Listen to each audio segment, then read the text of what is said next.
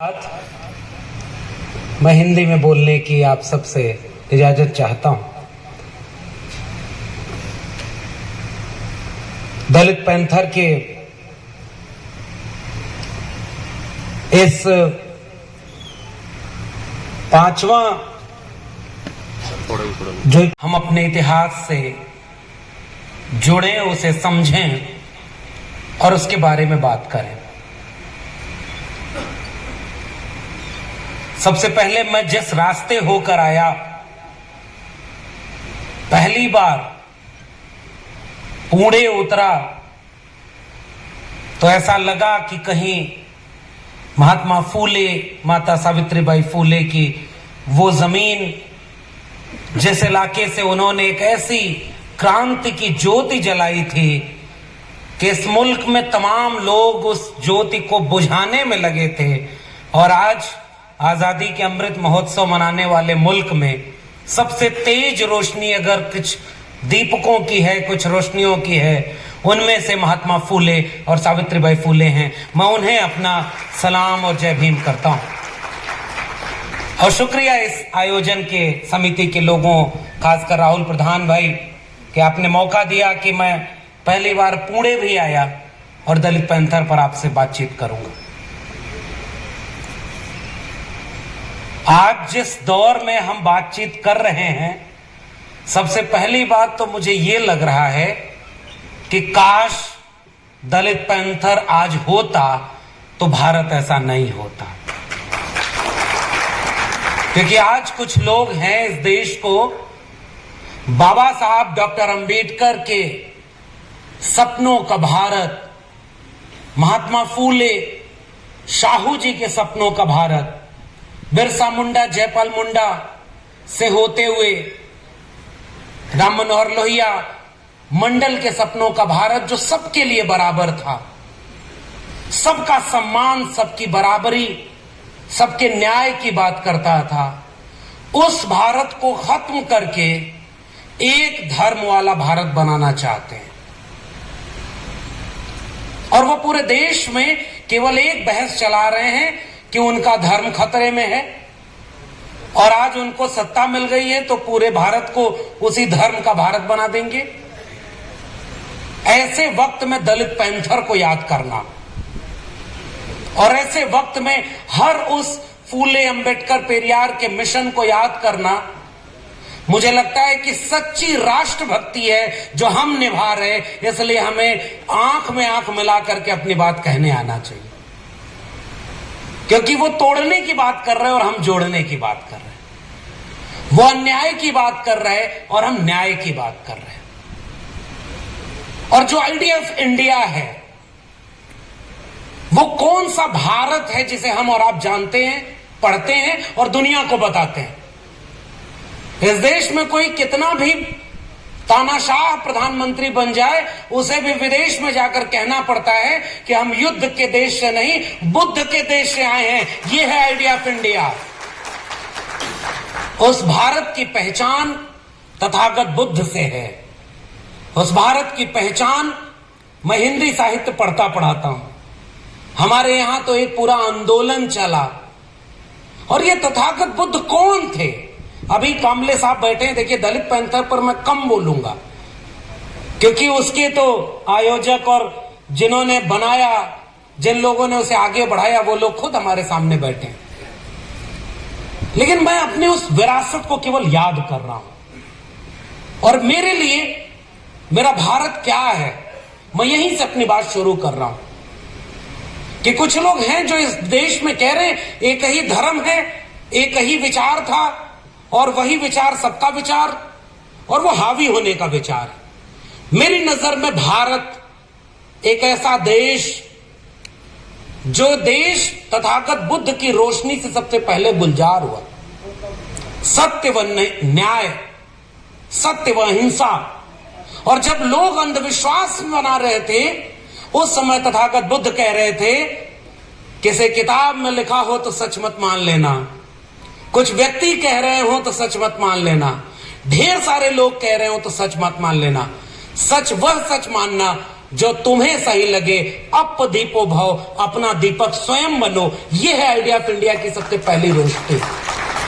और इसलिए मैं बुद्ध को याद करते हुए कह रहा हूं, तर्कशील करुणा प्रज्ञा चेतना का नाम है बुद्ध, सत्य व अहिंसा का नाम है बुद्ध, और दुनिया भर के इंसान को इंसान से मिला देने वाले दर्शन का नाम है बुद्ध।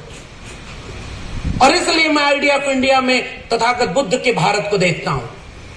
और उसके बाद बहुत सारे लोग आए।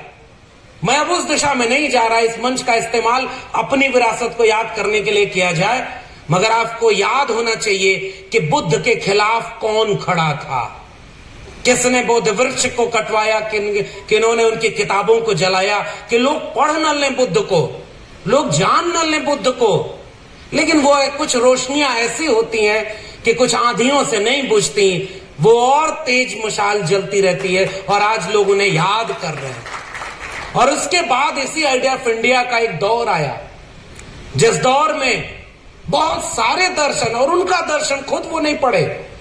इस मुल्क में जो लोग आज पूरे देश को बर्बाद कर रहे हैं, वो दरअसल अपढ़ या कुपढ़ लोग हैं, क्योंकि वो जिस दर्शन को अपना मानते हैं उसी में सांख्य और वैशेषिक षट दर्शन में है, जो पदार्थवादी दर्शन है, विज्ञान और चेतना की बात करता है। उन्हीं के यहां लोकायत और चार्वाक हैं, नास्तिकवादी दर्शन है। उन्हीं के यहां ये आंदोलन चला कि भाई एक उनका वेद एक नहीं, उनकी किताब एक नहीं, उनका देवता एक नहीं, और वो चाह रहे हैं इस देश में एक ही धर्म रहे, एक ही पार्टी रहे, एक ही रंग रहे। आप समझ रहे होंगे। इसलिए मैं कह रहा हूं कि उस दर्शन में खुद आलोचना थी, लेकिन उससे ज्यादा आलोचना कब आई, जब इस देश में संतों का एक आविर्भाव आता है, और उसकी एक मशाल आते हैं संत कबीर, संत रविदास, पलटू दादू भीखा, बुल्ले शाह, बाबा फरीद, गुरु नानक, चोखा मेला। वो एक आंदोलन था। उस आंदोलन में उन लोगों ने कहा, वो उस आंदोलन में भगवान, मंदिर, मस्जिद, काकर पाथर जोर के मस्जिद लई चनाए, ताचड़ मुल्ला बाग दे क्या बहरा हुआ खुदाए, पाथर पूजे हर मिले तो मैं पूजूं पहाड़, ताते ये चाकी भली पीस खाए संसार, दुनिया ऐसी बावरी पाथर पूजे जाए। ये आंदोलन और तेवर देखिए, तुम कत बाभन हम कत सऊद, और हम कत लोहू तुम कत दूध, अरे इन दोन राह न पाई, हिंदुन की हिंदुआई देखी तुर्कन की तुर्काई, अरे इन दोन राह न पाई। और वो मानवतावादी विचार था कबीर का, मन ना रंगाए रंगाए जोगी कपड़ा, कुछ लोगों के लिए आगाह किया था। और मैं तो सर उत्तर प्रदेश से आया हूं। अब देखिए आइडिया ऑफ इंडिया क्या है। मेरा जन्म उत्तर प्रदेश के आजमगढ़ में हुआ, मेरी पढ़ाई लिखाई इलाहाबाद में हुई, दिल्ली विश्वविद्यालय से पीएचडी किया, और वहां पिछले 12-13 साल से पढ़ा रहा हूं। और आज सामाजिक आंदोलनों की जमीन महाराष्ट्र के सोलापुर में खड़ा हूं। एक ऐसे भारत का सपना डॉक्टर अंबेडकर ने देखा, और यह है आइडिया ऑफ इंडिया। और इसलिए मैं उस पढ़े हुए अपने भारत को याद कर रहा हूं कि उस समय जब कबीर, रैदास, वो कह रहे हैं मन चंगा तो कठौती में गंगा, मछली न तरी जेकर नदी में ही घर हो। पाखंडवाद, अंधविश्वास से क्या क्रांतिकारी आंदोलन हमारे यहां हुए। और उन्होंने क्या कहा, जस केलन के पात पात में पात, तस मानुष के जात जात में जात, रविदास मानुष न जुड़े जब तक जाति न जात। ऐसे एक मानवतावादी दृष्टिकोण का नाम।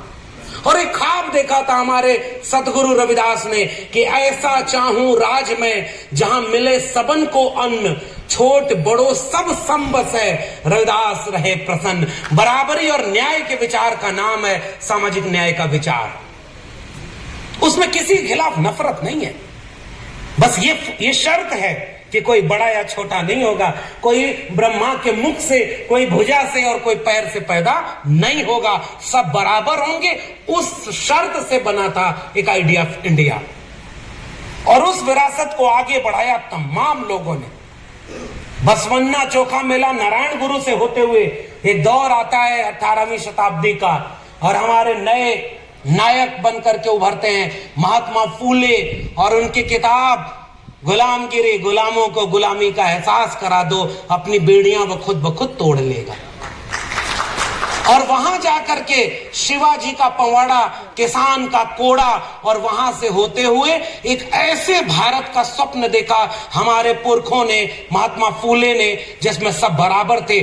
फूले ने भी किसी से बदला लेने की कोई बात नहीं कही।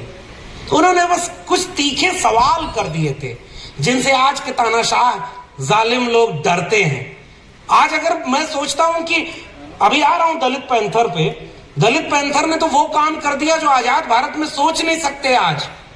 और थोड़े से लोग, किताबों की बात क्या होती है, महात्मा फूले ने एक किताब लिखी गुलामगिरी, और कुछ सवाल पूछ दिए। अगर ब्रह्मा के 4 मुख थे तो स्तनपान कैसे करते थे, मुंह में गर्भ कैसे ठहरता था। आज मैं बोल रहा हूं तो हो सकता है मेरे ऊपर मुकदमा हो जाए, और मैं वैसे भी उत्तर प्रदेश से आ रहा हूं, वहां तो बुलडोजर चल रहा है। आपके यहां तो बहुत ठीक हालात है सर। ये तो सामाजिक और सांस्कृतिक आंदोलन की एक जगह है महाराष्ट्र। हमारे यहां तो क्या क्या हो जा रहा है, कोई गीत गाना लिख दे रहा उसके ऊपर मुकदमा। और एक बात और देखो, सांस्कृतिक आंदोलन की अहमियत क्या होती है दलित पैंथर पर बात करते हुए, जो सबसे महत्वपूर्ण बात मुझे याद करनी है। उत्तर भारत में क्रांति हुई, महात्मा फूले महाराष्ट्र में, शाहू जी महाराज महाराष्ट्र में, और जाति जनगणना की बात हो रही है। मैं ओबीसी समाज से आता हूं और हमें पहचानने में बहुत वक्त लग गया कि फूले साहब जिन्हें दलितों ने अपना मसीहा बनाया, अरे वो तो सबके मसीहा थे। और उत्तर भारत में थोड़ा देर से पहुंचे हैं शाहू फूले अंबेडकर, लेकिन अब भारत बन रहा है सर। इसके लिए आप सबको सैल्यूट है, क्योंकि आपने वो रोशनी दिखाई थी। और शाहू जी महाराज ने 1902 में जाति जनगणना अपने दरबार में करा दी, अपने इलाके में। उन्होंने ये खोजा कि ये मेरे दरबार में कितने उच्च पदों पर लोग हैं, तो 75 में से 65 से 68 ब्राह्मण थे। जो मध्यम वर्गीय पद थे उनमें 50 में 45 ब्राह्मण थे। शाहू जी ने पूछा ब्राह्मणों की आबादी कितनी, उन्हें पता चला कि 2 या 3%। पता चला कि ये सारे एक ही लोग क्यों है भाई, यहां रिजर्वेशन लागू करो। 50% रिजर्वेशन गैर ब्राह्मणों को देने वाले सबसे शुरुआती नायकों में से शाहू जी महाराज। और इस देश में ओबीसी कहने वाला प्रधानमंत्री आज भी कहता है कि जाति जनगणना नहीं कराएंगे। किस बात के ओबीसी हो भाई? इसलिए मुझे लगता है कि आज का सबसे महत्वपूर्ण सवाल है कास्ट सेंसस का। दलितों की गिनती होती है, आदिवासियों की गिनती होती है। ये सब कहते हैं अगर कास्ट सेंसस कराएंगे तो जातिवाद बढ़ जाएगा। धर्म गिनते हो तो धर्म के नाम पर साम्यता नहीं बढ़ती है। भाषा गिनते हो, पशु पक्षी गिन लेते हो। एक बार जरा गिन लो कि इस देश में कौन कितनी आबादी में संख्या में है और कौन कितना कब्जा किए हुए है। जब तक अवैध कब्जा दूर नहीं होगा, मुझे लगता है कि आइडिया ऑफ इंडिया कभी भी पूरा नहीं होगा। इसलिए इस समय इस देश की सबसे बड़ी मांग कास्ट सेंसस होनी चाहिए। और उस समय शाहू जी महाराज, डॉक्टर अंबेडकर, महात्मा फूले, वक्त कम है नहीं तो फूले साहब का वो किस्सा सुनाता, लेकिन एक किस्सा तो जरूर सुनाऊंगा। फूले साहब ने एक नाटक लिखा है तृतीय रत्न। अब पाखंड और अंधविश्वास क्या हो रहा है अभी जोड़ रहा हूं कि हमारे उत्तर भारत में क्या चल रहा है। और महाराष्ट्र के लोगों, आपकी भी अब जिम्मेदारी बढ़ गई है, थोड़ा उधर भी इस क्रांति की रोशनी को और बढ़ाना है और तेज करना है। फूले साहब ने लिखा तृतीय रत्न नाटक में कि एक आदमी बड़ा गरीब था, बहुत परेशान था, तो किसके पास गया? किसी ब्राह्मण के पास चला गया, पुजारी पंडित। उसने कहा कि हुजूर ये मेरे जीवन में बड़ा कष्ट है। तो उसने देखा, कहा कि तुम्हारा शनि ठीक जगह पर नहीं है। तो कहा कैसे ठीक जगह पे आएगा? कहा एक हवन करानी होगी, ब्राह्मणों को खिलाना होगा, मैं उपाय बता दूंगा, शनि ठीक जगह पे आ जाएगा। तो कहा अच्छा कितना खर्चा आएगा? तो उसने कहा इतना खर्चा आएगा। उस आदमी ने कहा इतना तो पैसा नहीं है हमारे पास, बहुत गरीब घर के हैं। और उसके बाद कहा अब आज होता तो कहता कि भाई कोरोना में नौकरी चली गई, बिजनेस डूब गया, प्रधानमंत्री ने अपने दोस्त को दूसरा सबसे अमीर आदमी बनाया, उसका पैसा सारा गिर गया, देश कंगाल हो गया, देश के अरबपति दुनिया में नाम कमा रहे हैं। वो आदमी बोला कि भाई हमारे जेब में पैसा नहीं। उस आदमी ने कहा अच्छा चलो 50% की छूट है, सेल लगा दी, आधा पैसा दे दो, शनि ठीक जगह पर ले आएंगे। मैं अपनी भाषा में सुना रहा हूं महात्मा फूले का किस्सा। उस आदमी ने कहा नहीं साहब इतना भी नहीं है। कहा अच्छा चलो 1000 रुपए दे देना। अच्छा इतना भी नहीं है, 500 रुपए दे दो, एक मंत्र दे देता हूं, इसको पढ़ते रहना, शनि कंट्रोल में रहेगा। उसने कहा इतना रुपए भी नहीं है। कहा अच्छा इतना न्यूनतम दे दो और मैं एक ऐसा सूत्र दे रहा हूं, शनि ठीक जगह पे आ जाएगा, तुम्हारा नुकसान रुक जाएगा। वो आदमी खड़ा होकर जेब दिखाकर बोला कि हुजूर मेरे जेब में एक फूटी कौड़ी नहीं है। वो नाराज होकर के पंडित बोला जब तेरी जेब में एक फूटी कौड़ी नहीं है तो जा बेटा, शनि तेरा कुछ नहीं बिगाड़ सकता।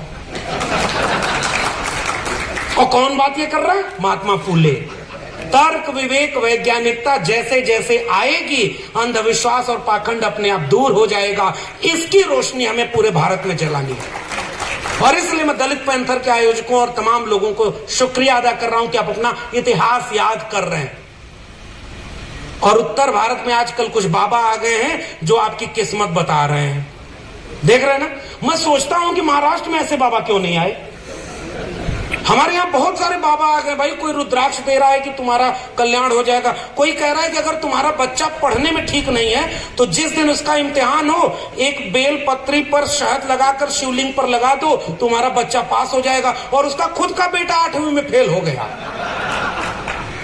इस देश को अंधविश्वास में ढकेला जा रहा है। टीवी पर बैठकर, जो टीवी विज्ञान से चल रही है उस पर बैठकर बड़े बड़े एंकर कर रहे हैं। ये चमत्कार हो रहा है, लोग किस्मत बता रहे हैं। मुझे याद आता है डॉक्टर अंबेडकर, फूले पेरियार का भारत, जिसमें उन्होंने कहा था कि शिक्षा वो शेरनी का दूध है, जो पिएगा वो दहाड़ेगा। ये शिक्षा बर्बाद करके इस देश को अंधविश्वासी बना रहे हैं ताकि ये देश को बर्बाद कर दें और कोई सवाल न करे। ये सबसे बड़ा खतरा है।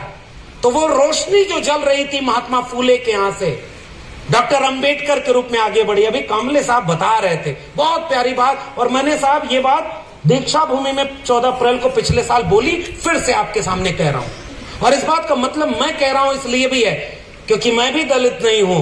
डॉक्टर अंबेडकर के 3 गुरु थे।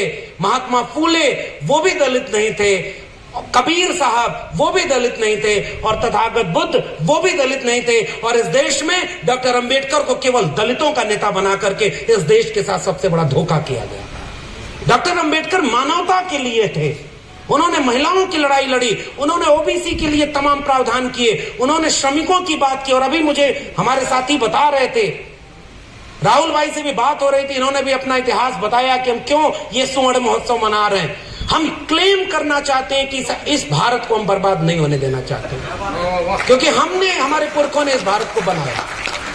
और इसलिए शोलापुर बाबा साहब के जयंती को हमारे दोस्त प्रदीप और वो लोग बता रहे थे कि यहाँ इतनी बड़ी तादाद में बाबा साहब की जयंती मनाई जाती है क्योंकि उस समय आज भी बाबा साहब को याद करने वाले श्रमिक समुदाय के लोग थे। उन्हें पता था कि श्रमिकों के काम के घंटे हो, न्यूनतम वेतन हो या भत्ता और तमाम तरह की सुविधाएं हो, उसे देने वाले लोगों का में सबसे बड़ा नाम है डॉक्टर अंबेडकर का। आरबीआई की स्थापना करने वालों में सबसे बड़ा नाम है अंबेडकर का। ओबीसी के लिए भारत में किसी ओबीसी को बताया नहीं गया कि महात्मा फूले ओबीसी समाज के आते थे। और महात्मा फूले में पूरे से आते हुए ये बात याद कर रहा हूं कि अपने दोस्त जो ब्राह्मण था उसकी शादी में जा रहे थे, अचानक कुछ लोगों की नजर पड़ती है ये कौन चल रहा है, और उसे अछूत कह करके भगा दिया। फूले साहब घर लौटते हैं और अपने पिता को किस्सा सुनाते हैं। उनके पिता ने कहा कि गनीमत हुई कि तुम्हें मारा पीटा नहीं, तुमने धर्म विरोधी काम किया है। तब वहां पर एक व्यक्ति, एक किस्सा मिलता है कि एक व्यक्ति जो गले में मटका, पीठ पर झाड़ू, वो हंस रहा था। उसे कहा कि भाई तुम तो अपने को ओबीसी समझ रहे थे, अब तुम्हें समझ में आया है तुम्हें शूद्र मानते हैं। और इसलिए बाबा साहब के उस पहले महात्मा फूले ने ये पूरा आंदोलन इसलिए खड़ा किया कि इस पूरे भारत को जाति मुक्त भारत और मानव को बराबर करने का भारत बनाएंगे। इसलिए हम इस अपनी विरासत को क्लेम कर रहे हैं और फूले साहब को पहुंचाना है हमें पूरे भारत के घर घर तक। पेरियार साहब जो दक्षिण भारत में थे, उन्होंने वैज्ञानिक चेतना की बात की, उसे हमें देश भर में ले जाना है। वो रोशनी का दौर था फूले, अंबेडकर, पेरियार का। वो रोशनी का दौर आजाद भारत में आगे बढ़ा। फिर मुश्किलें आई और उस मुश्किलों में एक फिर से रोशनी जली थी दलित पैंथर की। और मैं उस रोशनी को सेलिब्रेट करते हुए एक किताब अभी कामले साहब ने भी लिखी है और मैंने अनुवाद किया है, डांगे साहब, और मैंने आपसे आग्रह किया है कि उसका अनुवाद आप अंग्रेजी में भी कराएं, हिंदी में भी कराएं। बाबा साहब कहते थे कि जिनकी सांस्कृतिक जड़ें मजबूत न हो उनकी राजनीतिक जड़ें मजबूत नहीं होती। और महाराष्ट्र को मैं इस रूप में देखता हूं कि यह सांस्कृतिक जड़ों की मजबूती का एक क्षेत्र है। थोड़ा आप लोग और जोर लगाइए, राजनीतिक जड़ भी अभी मजबूत करनी बाकी है। और इसलिए मैं इस किताबों के जरिए जितना जान पाया, और इंतजार करूंगा मैं आपकी पुस्तक का। किताबें हमने नहीं लिखी और न पढ़ने दिया।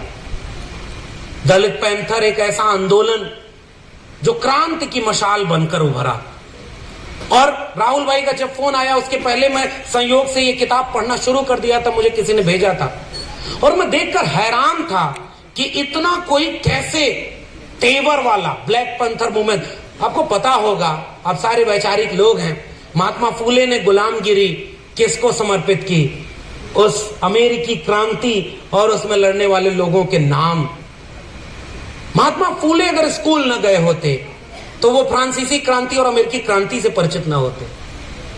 डॉक्टर अंबेडकर विदेश न गए होते, 18 डिग्रियां 4-4 PhD, लोग रहने को घर नहीं दे रहे। अरे भाई, कोई बहुत पुरानी बात नहीं है, लेकिन हमारे सारे पुरखों ने शिक्षा की बात की। और मैं दिल्ली विश्वविद्यालय का ठेके पर प्रोफेसर हूं। ठेके पर प्रोफेसर समझ रहे हैं? सौगंध मुझे इस मिट्टी की, मैं देश नहीं बिकने दूंगा। किसी का नारा याद आया आपको? वो बेच रहे हैं भारत को, मैं चैन से कैसे सो जाऊं। वो लूट रहे हैं भारत को, मैं सांस में कैसे ले लूं। सौगंध मुझे इस मिट्टी की, मैं देश नहीं बिकने दूंगा। मैं ओबीसी मां का बेटा हूं। जब तक मैं गुजरात का प्रधानमंत्री था, मैंने जाति नहीं बताई थी। प्रधानमंत्री बनना हुआ तो मैं ओबीसी मां का बेटा हूं। कैसे बना? जब खुद मुख्यमंत्री बना तो अपनी जाति को ओबीसी में डाल लिया। इसलिए ओबीसी का दर्द नहीं पहचान पाया, इसलिए ओबीसी के सवालों से नहीं जुड़ पाया। आज तक 9 साल प्रधानमंत्री रहने के बाद वो महानुभाव कभी मंडल कमीशन का नाम नहीं लेते, जाति जनगणना का नाम नहीं लेते, और सबको जातियां बताते फिर रहे कि देखो हमने राष्ट्रपति दलित बना दिया, देखो हमने राष्ट्रपति आदिवासी बना दिया, देखो हमने कैबिनेट मिनिस्टर जो है इन जातियों का बना दिया। और इसी देश में जब हाथरस में एक बेटी को जलाकर आधी रात को उसके घर वालों की इच्छा के विपरीत मारा गया तो कोई बोलने वाला नहीं था। जितेंद्र मेघवाल एक ऐसा लड़का जो मटका छूने पर मार दिया, उसकी जान ले ली, उस पर कोई बोलने वाला नहीं। इस देश में आज भी जेलों में सबसे ज्यादा SC, ST, OBC और माइनॉरिटी के लोग अंडर ट्रायल कैद हैं। ये कौन सा भारत इन लोगों ने मिलकर बना दिया और पूरे देश को बेच दिया। बेचते बेचते अपने दोस्त को दुनिया का दूसरा आदमी, अब उसका पैसा भी सारा 80% तक गिर गया है। अगली जहाज से कहीं वो भी न विदेश भाग जाए और चौकीदार खामोश और सो जाए। उस चौकीदार को याद रखिए, वो हमारे बच्चों के भविष्य की चौकीदारी नहीं, अपने दोस्तों की पूंजीपतियों की चौकीदारी कर रहा है। और इसलिए मैं एक सवाल आपके बीच में लेकर आया हूं कि भारत में डॉक्टर अंबेडकर, फूले, पेरियार या दलित पैंथर के लोगों का इतिहास जब मैं पढ़ रहा था इस किताब में, ये किताब बताती है कि पैंथर के लोगों ने कितना जोखिम उठाया। थोड़े से लोग थे सर हैं, वो अपनी बात बोलेंगे और मैं पढ़ूंगा सर आपकी किताब को भी। मैं इस किताब को पढ़ा तो मेरे रोंगटे खड़े हो गए। चाहे अपने सांस्कृतिक आंदोलन को क्लेम करना हो, बाबा साहब के जयंती मनाने पर हमला हो रहा हो तो अपने न्याय के लिए लड़ना हो, या बेरोजगारी के खिलाफ आंदोलन हो, जितने भी सवाल इस देश के सवाल हो सकते थे, दलित पैंथर के लोग तो उसके लिए लड़ रहे थे। और इसकी किताब की शुरुआत में ही भूमिका में लिखा हुआ एक जगह कि यह दलित पैंथर का संघर्ष केवल दलितों की आर्थिक बेहतरी तक सीमित नहीं था, वह उनके संवैधानिक अधिकारों, स्वतंत्रता, समानता और बंधुत्व की स्थापना के लिए था। यानी दलित पैंथर आइडिया ऑफ इंडिया को क्लेम करने वाला एक मूवमेंट का नाम है। संगठन टूट गया होगा सर, मुझे लगता है कि हम सब के भीतर कोई ना कोई पैंथर जिंदा है और वो उनकी विरासत का है। और इसलिए मैं केवल एक गुजारिश करने आया हूं। हमारे सामने हो सकता है चुनौती का रूप बदल गया हो, हालांकि मैं ये भी नहीं मानता, मार तो वो घोड़ी चढ़ने पर आज भी रहे। वो अभी एक बच्चा रोहित वेमुला, हैदराबाद का एक शोधार्थी, उसकी सांस्थानिक हत्या इसी आजाद भारत में की गई ना। और उसके बाद एक दूसरा विद्यार्थी जो IIT था, सोलंकी, दर्शन सोलंकी, और उसे मजबूर किया गया। और ये कह रहे हैं कि हम नया भारत बना रहे हैं, और नए भारत में केवल जाति के नाम पर अन्याय, ये बुलडोजर उन्हीं के घरों पर चल रहा है जो SC, ST, OBC और माइनॉरिटी है। केस मुकदमा उनके ऊपर कर दिया। और डॉक्टर अंबेडकर के सपनों का भारत, फूले पेरियार के सपनों का भारत खत्म कर दिया गया है। मुझे तो ये लग रहा है रिजर्वेशन को बदनाम किया। पहले तो सुदामा कोटा ले आए, 10% कोई आंदोलन नहीं। और जब आपको रिजर्वेशन की लाभ मिलना था, फर्स्ट जनरेशन हम लोग हैं, और सारे सरकारी संस्थानों को प्राइवेट हाथों में बेच दिया, और वहां कोई रिजर्वेशन नहीं। और उस ऊपर से कहते हैं कि राष्ट्रपति आदिवासी, प्रधानमंत्री दलित। अरे तुम जैसे लोग कुल्हाड़ी की वो लकड़ी की तरह हैं, जिसको दिखा करके कुल्हाड़ी ने जंगल की लकड़ियों को कहा कि देखो कुल्हाड़ी का साथ दो, क्योंकि इसमें लकड़ी तुम्हारी जाति की लगी है, और पूरा जंगल कट गया और लोग कुल्हाड़ी के साथ खड़े हो गए थे। ये चुनौती हमारे आंखों के सामने है। अब हमारी जाति के लोगों को हमें आगे करके हमारे ही खिलाफ काम करवाया जा रहा है। और मुझे एक चैप्टर से केवल अफसोस है, टूट गया वो इसकी भूमिका में लिखा है डॉक्टर अंबेडकर का 1954 का एक भाषण का जिक्र है। और उस भाषण में शुरू में ही डॉक्टर अंबेडकर ने एक चिंता जताई थी, और उन्होंने ये कहा, 27 अक्टूबर 1954 सिद्धार्थ कॉलेज में एक अनौपचारिक बैठक में डॉक्टर अंबेडकर कह रहे हैं, हमने जिनके लिए अपना सब कुछ कुर्बान कर दिया वो अब आपस में लड़ने लगे हैं। दलित पैंथर आंदोलन एक उम्मीद और ताकत का नाम था, मगर एक सबक हमें उससे भी लेना होगा, वो क्यों टूट गया, वो क्यों बिखर गया। 1925 का उनका एक संगठन आज भी एकजुट रह करके केवल भारत को तोड़ने के लिए जुड़ा रहा। हमारी विरासतों के तमाम इतिहास, Republic party of India, Buddhist society of India, तमाम तरह के संगठन जो बाबा साहब ने बनाए, वो खंडों में टूटते रहे और भारत को वो बर्बाद करते चले जा रहे हैं। एक सबक हमें लेना होगा, कहीं गलती हो गई, कहीं चूक हो गई, हमने नाक बड़ी कर दी, दिल छोटा कर दिया, और आज अगर यूं ही बटे रहे, मुझे लगता है कि फिर बहुत मुश्किल वक्त है हमारी आने वाली पीढ़ियों के लिए। हो सकता है सिलेबस बदल दिया, हमारे प्रोफेसर साहब बैठे हुए हैं, हम लोग अभी यही बात कर रहे थे, वो इतिहास बदल दे रहे हैं। हो सकता है हमारी आने वाली पीढ़ियों को इतिहास ही ना पता हो कि हम जैसे खड़े हैं, इसके लिए लोगों ने कितनी लाठी खाई, गोली खाई, जेल गए, कितना त्याग किया, तब हमारे जैसे लोग पहली बार आंख में आंख डाल करके बोलना सीख पाए। इसलिए हमारी जिम्मेदारी भी है कि हम अपने इतिहास को भी क्लेम करें, इस पैंथर के इतिहास को, और एक ऐसा भारत जिसमें हम किसी वो कहते हैं कि हम ब्राह्मणों के खिलाफ हैं, अरे नहीं है तुम्हारे खिलाफ भाई, हम तुम्हारे अवैध कब्जे के खिलाफ हैं। तुम्हारी जितनी आबादी है वो तुम रखो, इस देश के 90% SC ST OBC माइनॉरिटी को शिक्षा, रोजगार, जमीन का मालिकाना हक, स्वाभिमान, इज्जत और अभिमान हमारा हक है, और वो 90% हमारा हमें चाहिए, और बाकी जिसका जितनी आबादी है उसको उतना दे दो, और सबकी बराबरी का भारत बन जाए। केवल यही तो हमारा ख्वाब है। इसलिए मैं गुजारिश करके जा रहा हूं, सिलेबस बदल दिया जाएगा। नई शिक्षा नीति में शिक्षा बेच दी गई है। जिस दौर में भारत में स्कूल, कॉलेज, विश्वविद्यालय खोले जाने चाहिए थे, नई शिक्षा नीति करिए क्लोजर और मर्जर से पुराने स्कूल और कॉलेज बंद किए जाएंगे। 40% सिलेबस ऑनलाइन मोड में चलेगा, ऑनलाइन टीचिंग होगी, ठेके पर प्रोफेसर। मैं खुद हूं, और मैं तो इतना विरासत याद करते हुए बहुत कुछ बोल लेता हूं। मैं उम्मीद कम ही रख रहा हूं कि वो झेल पाएंगे, मगर केवल इसलिए बोल रहा हूं कि आने वाली पीढ़ियां जब मुझसे पूछें कि भारत का संविधान का लाभ तुमने लिया था, राहुल भाई ये बड़ा सवाल है हमारे लिए, क्योंकि हम जब पढ़ने आए तो भारत का संविधान था, इलाहाबाद यूनिवर्सिटी, दिल्ली यूनिवर्सिटी थी कि हम पढ़ पाए। अगर इस देश में मंडल कमीशन और भारत का संविधान न होता तो मेरे जैसे लाखों लोग आज यहां नहीं खड़े होते और इस मुल्क के हुक्मरान की आंख में आंख डाल करके सच नहीं बोल पा रहे होते, और वो दोनों हमारे सामने बर्बाद किया जा रहा है। और दलित पैंथर का पूरा इतिहास एक ऐसे तेवर का इतिहास था जिसमें वो डरते नहीं थे। तो इसलिए केवल गुजारिश, हमारी लड़ाई स्कूल, कॉलेज और विश्वविद्यालय की लड़ाई है। इस देश को वैज्ञानिक चेतना संपन्न बनाने की लड़ाई है, तर्क, विवेक, वैज्ञानिकता और आधुनिकता की लड़ाई है।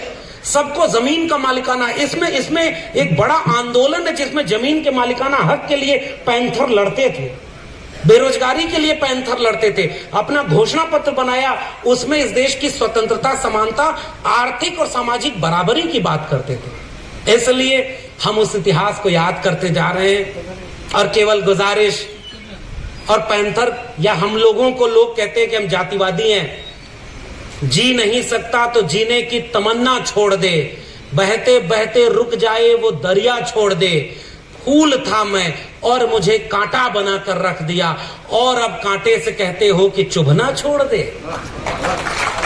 भाई चुभेंगे हम जरूर।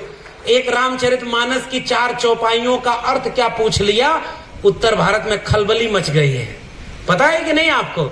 जे बरनादम तेली कुमारा सुपच के रात कोल कलवारा, हमारी जातियों के नाम पर गालियां बनाई गई, हमारी जातियों को अपमानित किया गया। हमारे पुरखे इस देश के SC ST OBC अगर ना होते तो ये दुनिया रहने लायक न बनती। किसान, कामगार, कमेरा जातियों और मेहनतकश जातियों ने इस दुनिया को हाथ से श्रम कर रहने लायक बनाया। कुम्हार, लोहार, बढ़ई, नाई, मोची और तमाम लोगों ने मिलकर इस दुनिया को रहने लायक बनाया। और जब उनके बच्चे अपना हक मांगने लगे तो उन्हें गालियां दी जाती हैं, उन्हें जातिवादी कहा जाता है। हम ही को पानी से दूर रखने वाले हमसे ही पानी का हिसाब मांगते हैं। पहली बार तो अब हम बराबरी पर आए। इस मिशन मूवमेंट को जारी रखना हमारी जिम्मेदारी है। और राहुल भाई ने एक वादा किया है, इनके आयोजकों को सैल्यूट करता हूं। और शोलापुर और आसपास के तमाम विद्वान लोग, अनुभवी लोग, आप सब ने मुझे बुलाकर इतना सम्मान दिया, प्रेम मोहब्बत दी। मैं एक ऊर्जा लेकर जा रहा हूं। मुझे नहीं पता कि मैंने कोई नई बात आपके बीच में बोली या नहीं, लेकिन एक बात है, आपने मुझसे जो कुछ लिया हो न लिया हो, मैं आपसे हिम्मत और ऊर्जा लेकर जा रहा हूं और पूरे भारत में उसको लेकर के लड़ाई जारी रखा। और इसलिए गुजारिश आप सब से, मुझे अभी चूंकि तुरंत निकलना है तो मुझे जाना होगा, मैं माफी चाहता हूं। लेकिन इस स्वर्ण महोत्सव वर्ष का अभियान जब दिल्ली आएगा तो हम वादा करते हैं कि अपने इतिहास को, अपने पुरखों की लड़ाइयों को, उनके बदन पर पड़ी एक एक लाठियों को, उनके बदन, उनके कानून की किताबों के जरिए उनके ऊपर थोपे गए मुकदमों को, खैर लांजी से लेकर हाथरस को, रोहित वेमुला से लेकर पायल तड़वी को, जितेंद्र मेघवाल से लेकर के मूंछ पर दाढ़ी और टोपी पहनने वाले मारे जा रहे लोगों को हम अपने जहन में याद रखेंगे, हम भूलेंगे नहीं। और इस मुल्क को सांप्रदायिकता की आग में झोंकने वाले लोगों को हम ये कहना चाहते हैं कि हम मोहब्बत और प्यार का एक भारत बनाना चाहते हैं, हम बराबरी का एक भारत बनाना चाहते हैं। हम सब जितने दलित, पिछड़े, आदिवासी लड़ रहे हैं, फूले, अंबेडकर, पेरियार, बिरसा के वारिस, हम मोहब्बत का भारत बनाना चाहते हैं, हम सबकी बराबरी की दुनिया बनाना चाहते हैं। इसलिए हमारा साथ दो, इसमें सबका भला है। टकराएंगे तो उसका कोई लाभ नहीं होने वाला, क्योंकि अंत पर उनका भी धर्म यही कहता है, सत्य परेशान होता है तो पराजित नहीं हो सकता। तो हम तो सत्य और अहिंसा दोनों के साथ खड़े हैं, हम लड़ेंगे, जीतेंगे। जय भीम, जय मंडल, संविधान जिंदाबाद, इंकलाब जिंदाबाद, उल गुलाम जिंदाबाद।